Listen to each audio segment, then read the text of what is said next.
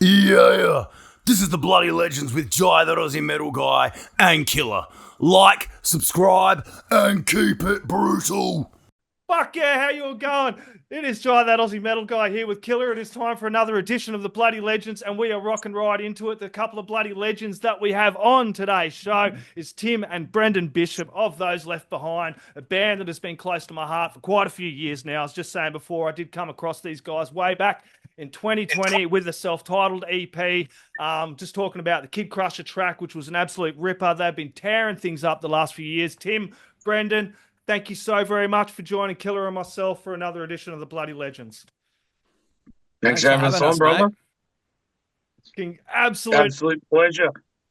Absolute bloody pleasure, guys. Fuck yeah, man. First off, for the uninitiated, I'm launching right into this, guys, because we did have some tech issues. But tell us all about where this kind of started for you guys. That would be with me back in 2018, after another band of mine had kind of just imploded upon itself. Me and one of the guitarists decided to keep moving forward. To begin with, we actually moved forward with a couple of guys from one of my older bands, Strength of a Bear. And, you know, they were in the band for a little bit, and Mikey actually recorded drums on that first recording.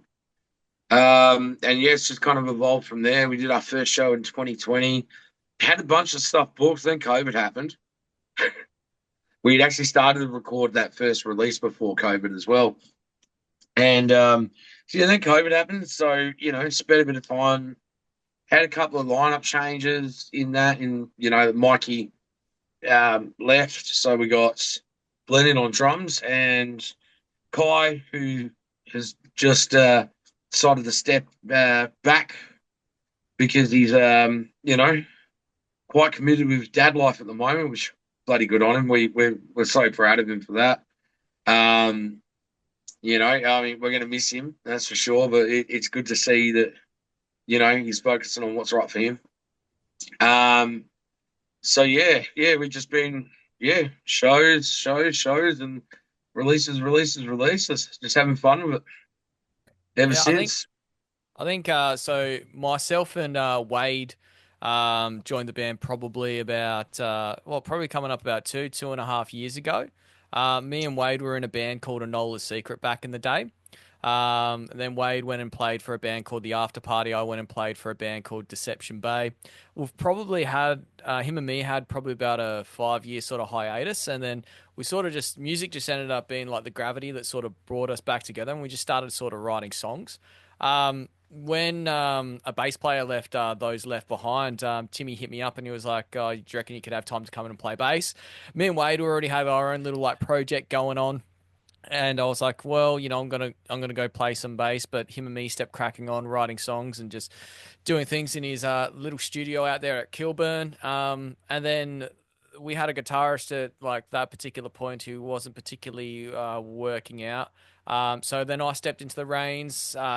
Wade stepped in on bass, and yeah, we just you know, brought up what we were doing into like Those Left Behind, and just been cracking on ever since, and just trying to figure out a way to make it all work. Really, you guys are like super hard working as well, like constantly playing, constantly working on new material. There's always new stuff coming out.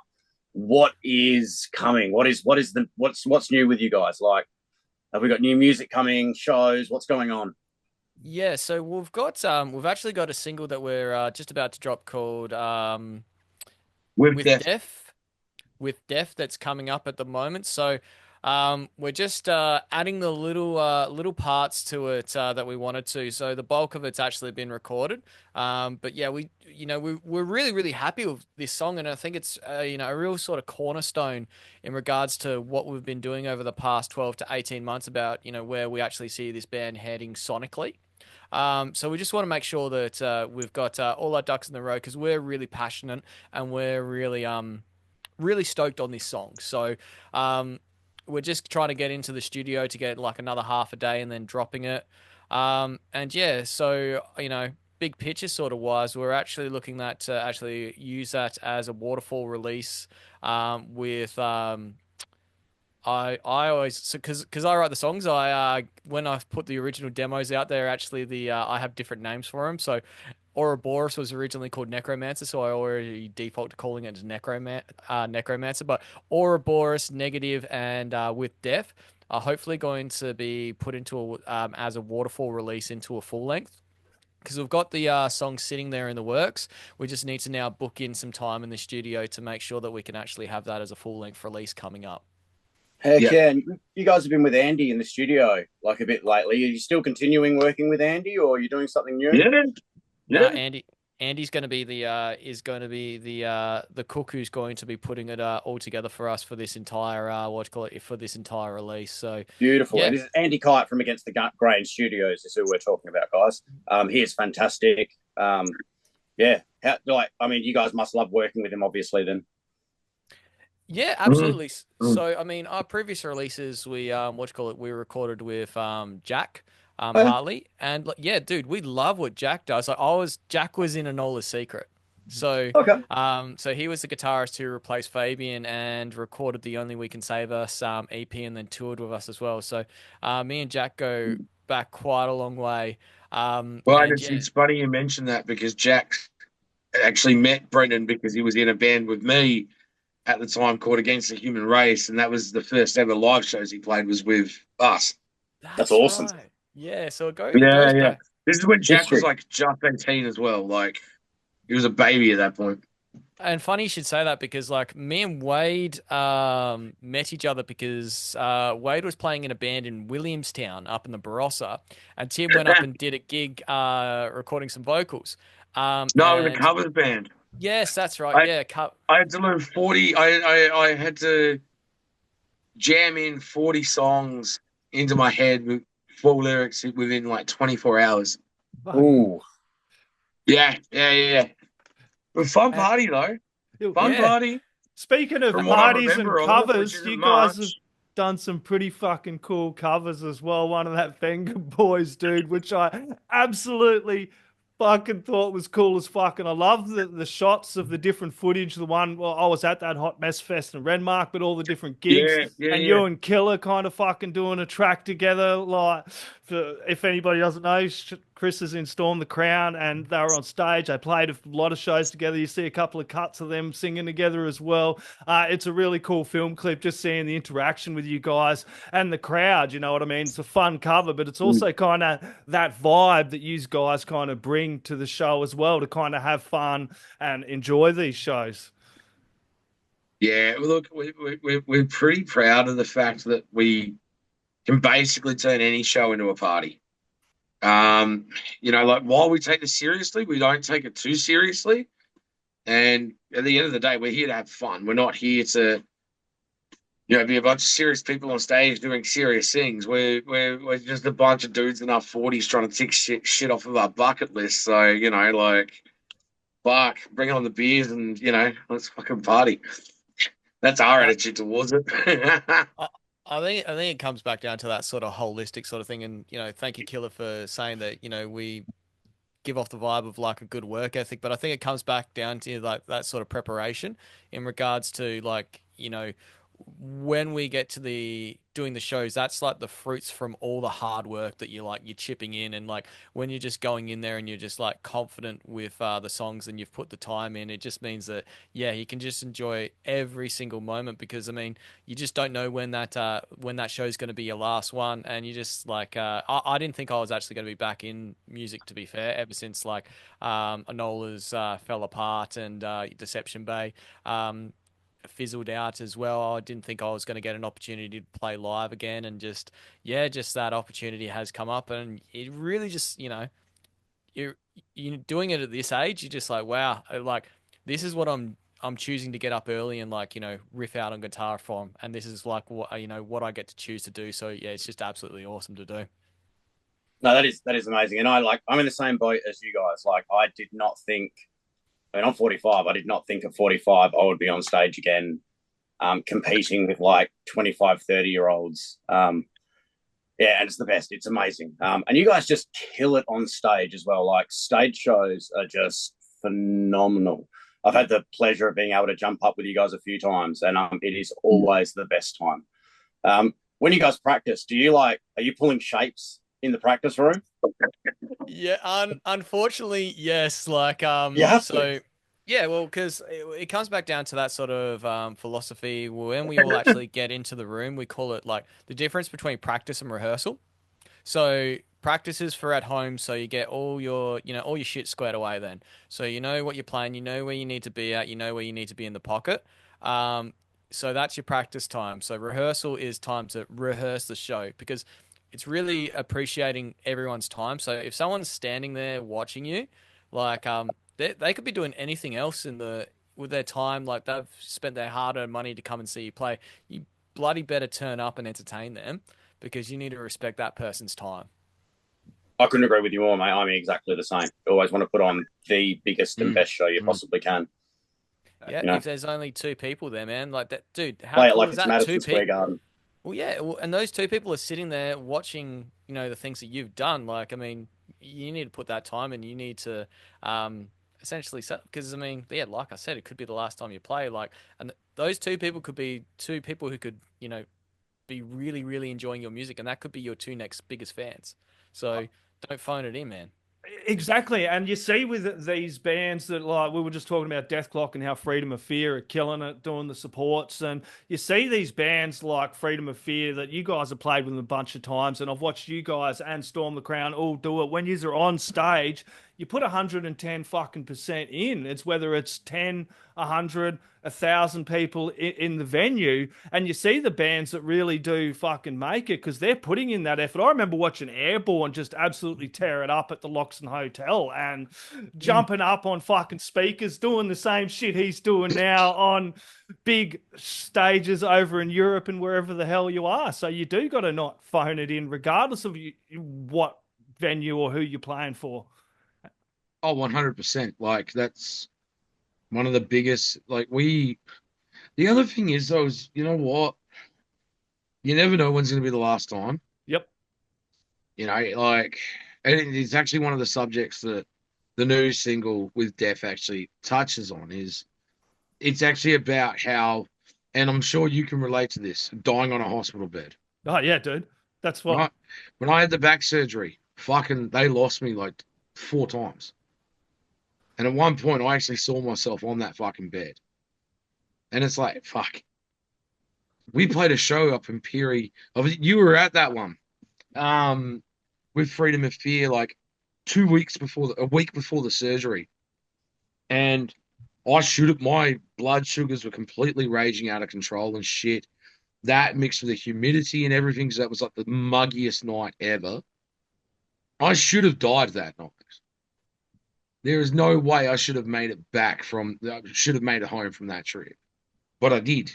And then I made it through the surgery and stuff. And it's like, you start to get to a certain point where it's like, okay, almost anything I'm doing that's actually cool. This could be the last time I do this. So, make it worth it. Does that make Don't you half-ass it. exactly? That makes you be a little bit more motivated and appreciate it more. I know with my circumstance as well. 100%. I was told like you got stage 4, you're probably gonna fucking Yeah. die. I'm now just over a year in remission. They ain't give me much hope for it, but all through it, I was still like leaning on the music, and I'm sure I know how quick you were back into it because the music community, there's like 2 degrees of separation in the Adelaide metal scene, let alone the whole Yeah.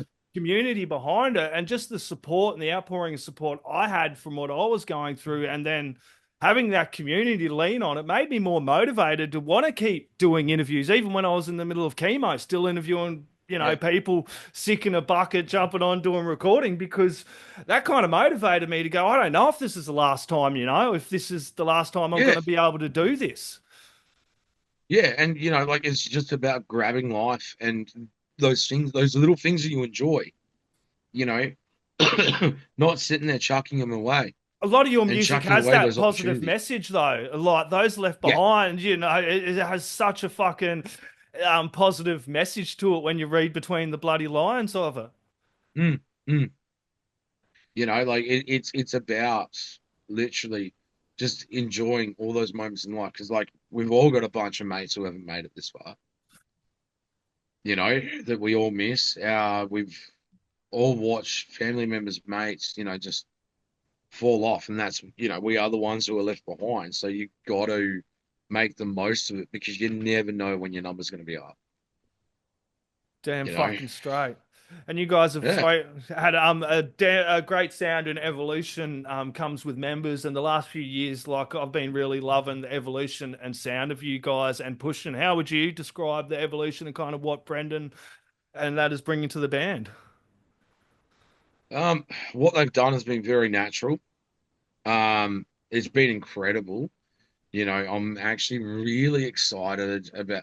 So, in the next lot of songs we're going to be recording, we haven't even played them live yet. So it's going to be brand spanking new stuff, and it is honestly a massive jump forward from where we were. And I think people are really going to because it's while there's still, of course, the classic signature us to it, it's also just a big step forward as well. Because we've all been together as a unit now for long enough. We've all felt each other out and gone, oh, that's where you're going with that. And it's okay. Okay, we've all scrounged around a bit and worked out. And it's definitely become a very natural evolution. The songwriting, I think, is umpteen times better than what it was. So, which is producing way more incredible songs. Like with Death is, like I showed my wife a bit of it the other day, and she's just like, "Holy crap!" Like I've seen this song live that many times, so hearing it like that, this is just wow. I Yeah, think which is funny because she's one of our biggest critics. I think probably one thing, like especially with like me and Wade joining the band, is like one of the reasons why we did actually join is because we actually did see like a heck of a lot of potential, and we're like, okay, well, this is where these guys are at, this is where we're at. I think there's a bit here. I think we can work on this and we can get this working here. And the original demos of where with Def was compared to where it was now, and we even actually just like pulled it back and we're like, look, this needs a whole new rethink. And so I submitted like it was like, well, this is the way the song is. Um, here's my it's funny in the what to call it MP3s we shoot around. We've got a whole thing called We Got Notes. And so we'll send through and be like, okay, well, this is what I'm thinking. This is where I'm hearing it out. Like, do you guys think this is cool? So we'll send like alternative versions, alternative like ways of the way the song could possibly go, and then it just we see if everyone else enjoys it. Because I mean, we use that as like quite a like a beta test for the way the songs are. So I might have this idea of like the way I want this song to go. However, if four other guys aren't vibing it, well then it's a pretty good test that like okay, well then one person out of four is probably going to enjoy this. Majority of people like this probably isn't a good idea. And just it's leaving that sort of ego at the door is like, well, just because this is your first idea doesn't mean it's your best idea.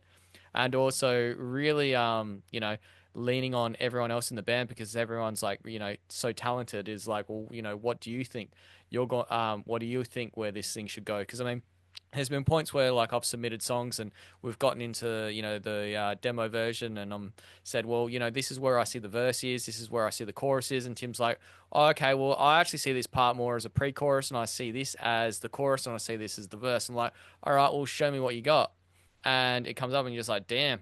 All right, cool. I see where you're going with this. And then that will then like spruik me to be like, well, if we're going to do this, let's add a little bit of this here. Let's take a little bit away, this away from here. So it's really just putting the time into the process to be able to put things up. Because I mean, we ain't in a rush. We just want to make sure that we're putting up. We're really really happy with. Mm, mm.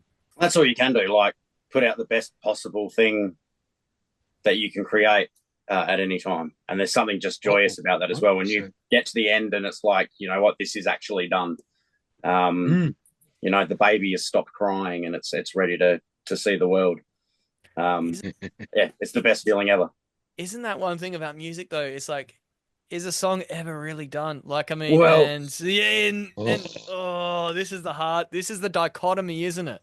This is that dichotomy of songwriting is like, okay, do we just need to leave this where it is and move on to something better? or is this song like good enough? But I think you do need to keep yourself to a certain standard where you're just like, well, is this song good enough? Because we've just put songs to bed because we're just like, nah, that's not, it's not good enough. Like, we don't really think that's going to the direction that we really want it. We still think it's like pretty cool, but nah, we can do better. And it's one of those ones. It's like, do you rehash something or you just write something new? Like, There's even been songs that we've actually started to record. Like we've done the drums and stuff for them, and all of a sudden, we was like, you know what, just not feeling that song anymore, and just ended up scrapping it altogether. Now, look, I've been there as well. It happens. Mm. It happens. yeah. And I think that's yeah. something that's it's not a bad thing at all, because if you can recognize that it's not working and be able to just scrap it and walk away and work on the things that are working, it's an amazing thing. Too many people will sit there and try and spend way too many hours on something that isn't going to work, to get the same result of something that's just not there. So I think that's 100%. an amazing thing to be able to do that. Like, yeah, not a lot of people can do Knowing that. when to make a call is real maturity. 100%. Yeah. Exactly. I feel sorry for you guys that are doing solo stuff at times. It's like, when do you stop? Sometimes in a band you can go, okay, leave it there, guys. I do want to talk about gigs though before we get to the end of this, guys. You do gigs coming up. We got Metal United Down Under coming up, which is Port Pirie. Dan does a great job in False Flag Promotions. That is on the 26th of April at Phoenix Park. You guys are over there playing with Headbore, Bone Reaper. I've seen Headbore with Hidden Intent recently. Pizza Death, Vapors, Suffer the Avenue, Denizen, and a whole bunch of other great bands. You guys looking forward to that? And what other gigs you got going on? Oh yeah, we're really looking forward to that. Pirie is our one yearly thing that just. Those guys are crazy up there. They love us coming up. We love coming up there. Pirie is always, especially Metal United and Pirie, is one of our favorite shows every year because it is literally a party. We did the negative video clip while we were up there for it last year as well. So that was pretty fun. But yeah, as far as other shows go, there's a couple in the works that we can't really announce yet. But they're going to be pretty fun. And yeah, we're kind of taking a slight little pullback on shows at the moment just to put a bit more focus on writing for a bit. Yep. Mm-hmm. That's exciting. So we really want to make that happen. In a perfect world, we'd love to have it squared away before the end of the year. So for that to happen, we've got to kind of take ourselves out of the game a little bit to put ourselves into that game. If that makes sense. Oh yeah, damn straight. And a bit of shameless self-promotion. Someone else playing Metal United Down Under, but in Adelaide. Storm the Crown, you guys are playing over there as well. You've been playing a bunch of shows too. I would be remiss of me not to mention what you got going on as well with Storm the Crown, since you did play last night and then you did come in to do this, very bleary-eyed, which I do appreciate, I've my friend. still got my makeup on from last night. That's just on brand for you, isn't it? What's that, mate? That's just on brand for you, isn't it? Well, when you got to be, when you're the death metal dude, you're the death metal dude. So, sorry, do we know you too well? But no, yeah, Metal Down Under for us as well, the Adelaide edition. So it's a fantastic show. Sons of Erebus, I Choose Violence, a bunch of other bands. It's going to be a really fun night. Yeah, so there's no excuse for everybody in Australia not to get out and support Metal United Down Under on this great day. It is a great event put on by some awesome people, and you can bloody support your local metal scene wherever the bloody hell you are, because it is a thriving scene at the moment. Tim, Brenden, those left behind, guys, this has been an absolute fucking pleasure. It's always great to catch you guys. Do you have any last words, shout outs, thank yous, or anything else you'd like to add in? No, just come see us when you get a chance. If you like what we do, buy some merch. We got plenty online. We got some very interesting things. In fact, Killer will appreciate this little thing that we're going to drop before 20. Hey. Oh, here you go, Mike. Yeah, Oh, you got it? Let me know when you bring it back up. I was Whoop, just there showing we some of go. your sick ass merch on screen there for people to go check out. Where's the best place? You do have a link tree, which I will quickly mention while you're getting that Yes, out. Bandcamp has quite a bit of it, Yep, awesome. but these are going to start off just on the desk for the show. But this year we finally decided to do a little bit something for 420. Fuck yeah. So we got our little, what time is it, bags? Yeah. Damn straight. you Strictly know, medicinal. can just for your medicinal herbs, That's the one. and for the kitchen, a herb grinder. Fuck yeah. And we'll even chuck in a lighter too. So, yeah, this year, 420. Just remember, what time is it? And we'll get you sorted. All right? Damn It's straight. always 420. Always Oh, 420. Yeah. Always 420. Also, Hell yeah, it is. lastly, we've gone and had a collaboration with one of mine and Tim's favorite clothing brands from Brizzy called Electric Witch. Oh, yeah. Fantastic. Congratulations, guys. Cheers. TRB20 when you do the checkout as well. Yep. Yeah. Yes, So 20% off. So And you guys they, have been manifesting that. I am so stoked for you guys. mate, Yeah, there's been 2 or 3 years of yeah. And Matt from Electric Witch, he's loving what we're doing. So yeah, we love what he does. So it works out well. Damn, Electric Witch, those left behind, go on, get behind them, support the heck out of those guys. Electric Witch, I'm wearing my Electric Witch shorts at the moment. Great fucking label, and glad you guys are on board. Cheers, legends. Take care, brother. Yo, this is the Bloody Legends with Jai, that Aussie metal guy, and Killer. Like, subscribe, and keep it fucking brutal. Yeah.